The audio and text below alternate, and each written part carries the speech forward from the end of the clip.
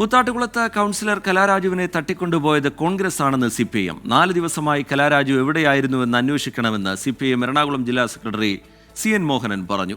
നഗരസഭയിലെ അവിശ്വാസ പ്രമേയത്തിന് DCC അധ്യക്ഷനും 2 MLA-മാരും എത്തിയത് എന്തിനാണെന്നും CN മോഹനൻ ചോദിച്ചു. CPM ചിഹ്നം അനുവദിച്ച് CPM-ൻ്റെ പേരിൽ നിന്ന് മത്സരിച്ച് ജയിച്ച ഒരാളെ CPM-ൻ്റെ ചെയർപേഴ്സണെതിരായിട്ട് അവിശ്വാസ പ്രമേയം കൊടുത്തു കഴിഞ്ഞാൽ CPM തട്ടിക്കൊണ്ടുപോകേണ്ട ആവശ്യമില്ല. അതായത് നമ്മളന്ന് രാവിലെ ഉണ്ടായ സംഭവം എന്ന് വെച്ചാൽ ആ രാവിലെ സംഭവത്തിന് മുമ്പ് CPM-ൻ്റെ പാർലമെൻ്ററി പാർട്ടി നേരത്തെ വിളിക്കുമ്പോൾ ഇവർ സ്ഥലത്തില്ല.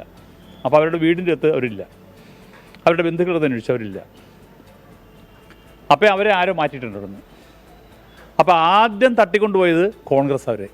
ഞാൻ ഒരു കാര്യം ചോദിക്കട്ടെ, അവിടെ ഈ CPIM-ൻ്റെ മറ്റേ അവർ LDF ഭരിക്കുന്ന ആ മണ്ഡലത്തിൻ്റെ ആ മുനിസിപ്പാലിറ്റിക്കകത്ത് അവിടെ ഒരു അവിശ്വാസ പ്രമേയത്തിന് എന്തിനാണ് ഈ DCC പ്രസിഡൻറ്റും അതുപോലെ തന്നെ മൂവാറ്റുപുഴ MLA ഈ അനൂപ് ജേക്കബ് അവിടുത്തെ MLA നിൽക്കുക, ആ മൂവാറ്റുപുഴ MLA-യും അനൂപ് ജേക്കബും എല്ലാം എന്തിനാണ് അവിടെ പോണത്?